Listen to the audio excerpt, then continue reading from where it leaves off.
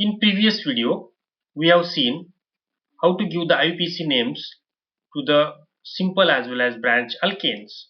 In this video, it would be possible to take little bit complicated example for IUPAC nomenclature. So let me draw the molecule like that. So let me put one substituent like this. Now here when we are giving the IUPAC names at that time, we have to give the numbering to this molecule, and we have to take precaution that the chain should be the longest one, and the carbon on which substituent is present, that should be lowest possible number. So we have this carbon, and this carbon has the substituent over here. So we must start the numbering from right hand side towards the left hand side.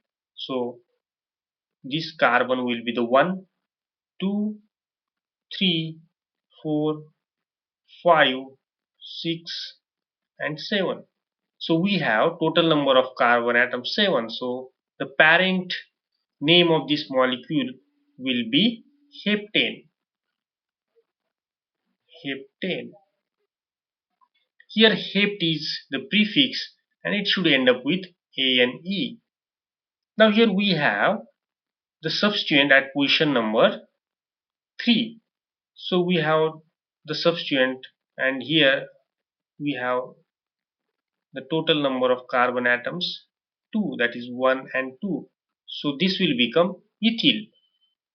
So the substituent is ethyl, and this ethyl is present at carbon number 3. So 3 hyphen ethyl is the substituent in this molecule. So when we are writing the IUPAC name of this molecule, we must write this 3-ethyl before parent name. So let me write that. So the IUPAC name of this molecule will become 3-ethyl heptane. Now let's make this molecule little bit interesting like this. So we have substituent, and let me put one more substituent at this position. Now when we are giving the numbering to this molecule, so again we can start from here. So this will be 1, 2, 3, 4, this is 5, 6 and 7. So again we have the 7 carbon atoms in this molecule in longest chain. So automatically the parent name will be as it is, like heptane. And now here we have different substituent at position number 3 as well as at carbon number 4. So here we have ethyl substituent at carbon number 3 and methyl substituent at carbon number 4. So let me write that. So 3-ethyl and 4-methyl. 4-methyl. When we are writing these substituents before the parent name, at that time we have to take care about the alphabetical order of these letters. So we have E as well as M. In alphabets, E will come first.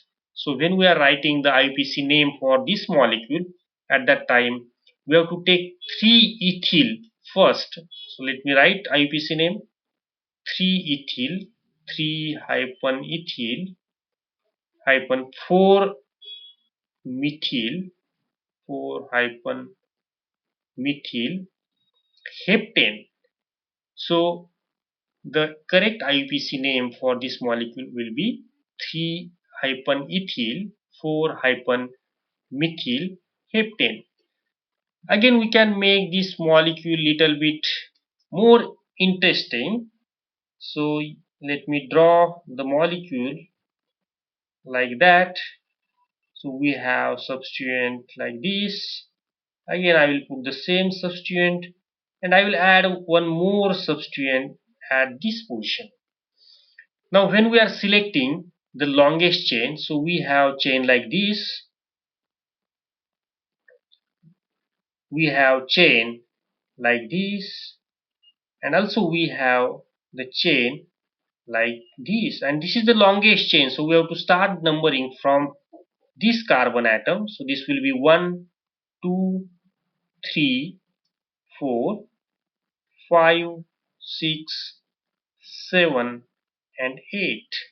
So now here we have total number of carbon atoms 8, and the parent name will change, and the parent name will become octane. So let me write that: octane. Oct is the prefix and A is the ending name. Now in this case we have different substituent at position number 3, 4 and 5. The methyl group which is present at carbon number 3 is again present on carbon number 5. So we have two methyl groups. So let me write, it is present at 3, 5 hyphen.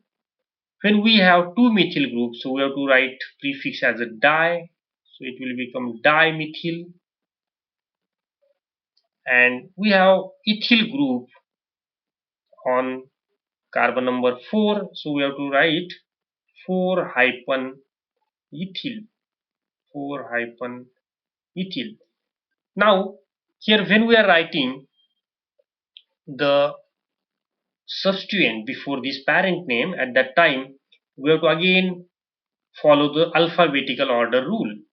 But now here this prefix is di, so we have to not bother about this prefix.